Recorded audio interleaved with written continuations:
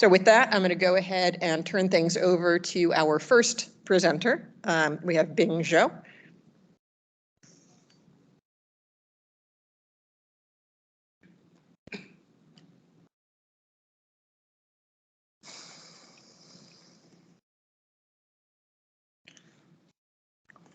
Hello. Thank you, Sarah. Good morning. It is a great honor for me to stand here to share this stage with the other professionals and scholars because I know how important AutoCarto conference is to the global GI science and cartography community. So before I go any further, I would like to say thank you and for giving me this opportunity to present some of my lab's work. And my topic today is Overlooked Voices Under Strict Lockdown, Mapping Humanitarian Needs in 2022 Shanghai COVID-19 Outbreak. So, first a little background information here. What happened in Shanghai exactly?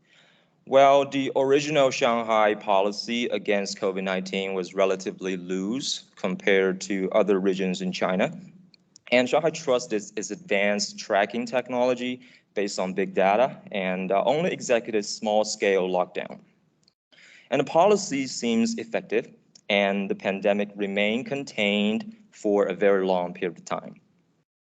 However, due to the new variant of COVID-19, Omicron is highly contagious, and Shanghai is an extremely internationalized city in China, and also the crucial importing and exporting harbor, so the virus slowly found its way to sneak through. And additionally, the people who are tested positive of Omicron may not show some obvious symptoms, so they were carrying the virus around freely and eventually led to a surge of confirmed cases. And when the confirmed cases went past a certain threshold, the Shanghai government had to implement more strict lockdown policies. And on March 28th, the Pudong district started to execute strict lockdown. And since the confirmed cases continue to rise and there's no sign of seeing the turning point, on April 1st, the whole Shanghai city was under lockdown. So here are two pictures of Nanjing Road, an extremely crowded area in Shanghai before and after the lockdown. And as a person who has spent 3 years in Shanghai, and the scene on the right can only be described as mind-boggling. And this is a map shows the Oxford COVID-19 Government Response Stringency Index. Until April 23rd, China was the country with the highest index all around the world. Therefore, the question is lockdown the optimum solution for China? Well, by far, I think yes. The National Health Committee reported that the pandemic in China till now is still widespread and emerged in multiple locations. Numerous cities are still considered as high-risk zones. To ensure economic stability, the well-being of people, especially people in underdeveloped regions and who are lack of medical resources, and also more importantly, there are over 267 million people in China who are over the age of 60 that are extremely vulnerable to the Omicron. Therefore, the dynamic zero COVID policy is still the most scientific way to follow. And by saying the dynamic zero COVID, I don't mean not to let confirmed cases happen, but rather respond agilely and get things contained as soon as possible. Otherwise, we can only expect more severe threats from the pandemic, larger economic losses, and higher fatality rates. Therefore, given the status quo, it will be great if we can do something to alleviate the pain brought about by the strict lockdown policy and possibly provide extra information so that decision makers can make more informed decisions when executing future lockdown policies. And this brings about the objective of this study. We wanted to know, do people need help under strict lockdown policy? And what are the spatial and temporal patterns of those help requests? And what exactly are their urgent needs when requesting help?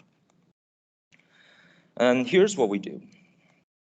First, I would like to introduce the data set we used for this study.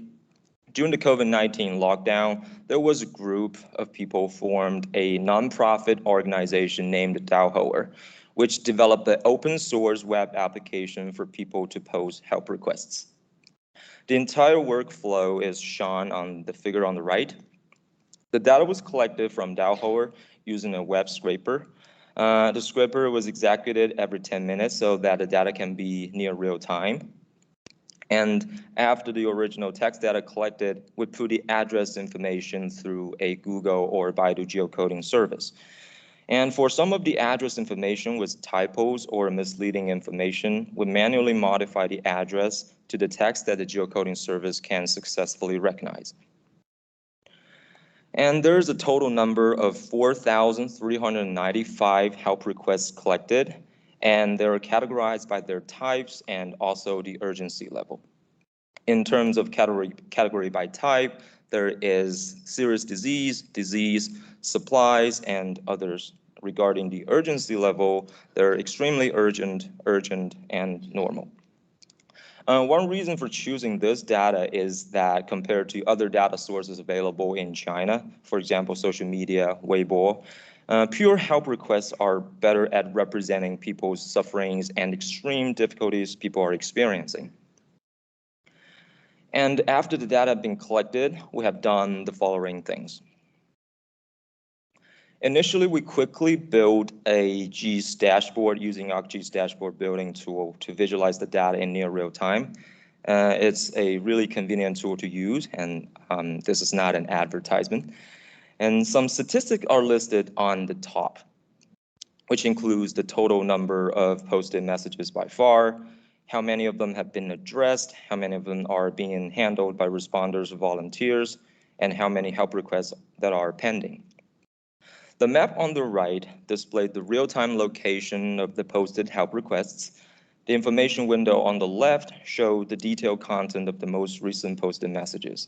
It will also show the detailed information accordingly if you click on one of the points on the map. The temporal information are placed at the bottom in form of line charts. And this is another view of the dashboard. The number of messages in each district of Shanghai is clustered to form a big circle, and the bar chart on the left side shows the number of help requests in each district under each category. And one interesting thing is that when we get in touch with people with Daohoer, who are people with little knowledge in GI science, they're actually quite amazed with the dashboard we built. And they told us that their life would be way easier if there exists a web map-based application they can use to find the real-time location of those help requests and schedule and assign those helps to those volunteers, just the way they use Uber or Lyft. So to further explore the spatial patterns, we made these maps. The figure on the left shows the quantity of medical resources, which is hospitals, clinics, and pharmacies. And the figure on the right shows the quantity of messages that fall under the serious disease and disease category. Both the data sets are normalized by the population in each district. And we can see that in Jing'an, Xuhui, and Huangpu district, which is basically the city center, have darker color. And for Jing'an, Xuhui, Huangpu, and Pudong, which can observe a positive correlation between the medical resources and help request counts, while for the rest of the district, which lies at the perimeter of Shanghai, display a negative correlation. And this phenomenon is actually in alignment with what had been reported by the news, that the aforementioned district were executing stricter lockdown policies. And it indicates that a strict lockdown policy had voided the access to profuse medical resources and the privilege enjoyed by the wealthier population. The comparison of those two data sets can also be used in the future as an indicator of the stringency of the lockdown. And compared to disease-related requests, Baoshan district seemed to be in shortage of supplies. And for the others category, the content of the help request will be covered later, and the spatial distribution are quite similar to that of the disease. And this is the temporal patterns. The larger line chart shows the number of confirmed cases in each district, while the smaller one shows the number of help requests. We can see that the number of confirmed cases start to drop after hitting the peak at April 15th, and the number of help requests start to drop 2 to 3 days later. Another peak of the confirmed cases did not lead to a second round of help request boost, and this might be caused by a delay of report or more tests were taken, which does not influence the stringency of the lockdown. And some of the help requests had already been addressed by the first responders and volunteers. And later, the number of confirmed cases just naturally vibrates and diminishes, and on June the 1st, the confirmed cases went back to 0, and the lockdown policy was abolished. And this is a calendar heat map that reveals more conspicuous temporal patterns of help requests in each district. The hotspot appeared from April 13th to around 25th in district that lies in the city center. And when we view the help requests separately, they exhibit similar patterns, which is basically peaks at similar time span and clustered in city centers. And now let's take a look at the content of those help requesting messages. The figures here are Chinese word cloud under each message types, and I translated several most frequently appeared Chinese word to English and placed them on the right side of the figure. The word cloud are calculated based on the frequency of words appeared in each category. The Chinese stop words are removed, and the Chinese word tokenization is quite different from the one in English because in Chinese we don't use blank space to separate words. So we use a Python package called jieba, which basically means stutter in English, to perform the tokenization. And as you can see from the figure that for the serious disease and disease category, which are the figures on the left and right respectively, the most frequently appeared word are hospital, old man, medication, medicine, capsule, insulin treatments, and etc. And for the supplies and others type, the keywords are home, supplies, vegetables, milk powder, eggs, apartment, and quarantine, things like that. And in order to have a better understanding of the contents of the messages, we conduct a latent Dirichlet analysis, which is essentially a topic modeling method to analyze the data. The identical word pre-processing approaches are applied, and the results are shown in this table. We can find some of the topics quite informative. For example, we found that there are aged groups who need periodic treatment such as chemotherapy or insulin injection. And there are people who are tested positive at home and needs to be transferred to hospital immediately. And we also know that people are suffering from a lack of groceries such as milk powder, vegetables, bread, and eggs, and many people requesting help for medicine. And we can actually have an idea of what kind of medicine they need and what kind of disease they're dealing with. And based on such information extracted, the decision makers can definitely be more prepared before executing stricter lockdowns, such as preparing extra supplies to each apartment complex and assign several designated hospitals for patients who need periodic treatment. And to wrap it up, a dashboard has been established to enable near real-time help request localization and data visualization, aiding the volunteers to take more agile and informed actions. And there are over 4,000 help requests collected in a 1 month's time span, which indicates that the lockdown policy were bringing trouble to people and are worth noticing by government so that they will be better prepared for future lockdowns. And the number of help requests dropped 2 to 3 days after the confirmed cases drop, which might indicate a time lag of loosening of stringency of lockdown policy with respect to the drop of number of confirmed cases. And the city center were affected more intensely than the other parts of Shanghai, and the lockdown policy voided the privilege of having more medical resources. And the most acute problem came from people who require long-term or frequent medical treatment and were unable to be serviced. Additionally, a lack of grocery supplies and a lack of medicine and people who are tested positive needs to be put under quarantine, where some other problems emerged under the strict lockdown policy. And that concludes my presentation. Thank you very much. And if you have any questions, please feel free to ask.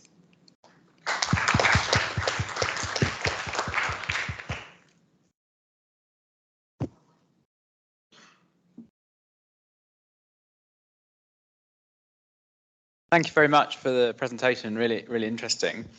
I was just wondering, could you expand a little bit on these help requests and where people made them to, and so how you collected them? And I was particularly thinking, you know, given the topic of the conference and ethics, in terms of, did people know this was happening? Were they aware it was going to happen? And then also, have you had any thoughts on people who you possibly didn't reach because they couldn't post? Have you any thoughts on that? Yeah, definitely. Actually, the reason why we use this data source is this website is perhaps the only one that exists at that time and is the only one reported by the news media.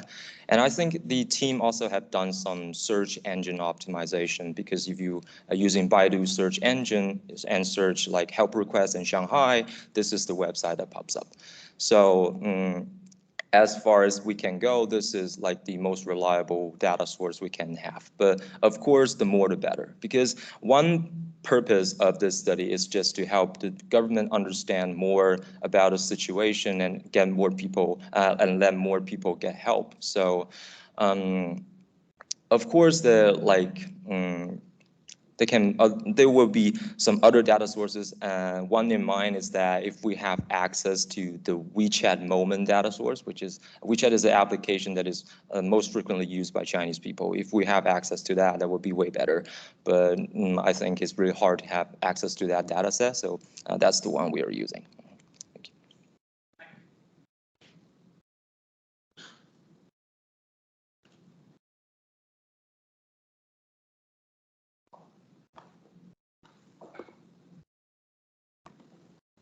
So I have a questions about how you process different types of requests, because I saw the requests are categorized into diseases, serious diseases, and supplies and others.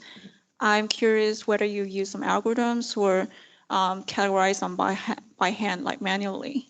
Well, in this case, actually, there is like a blank you need to fill while you're posting the help request, which category it belongs.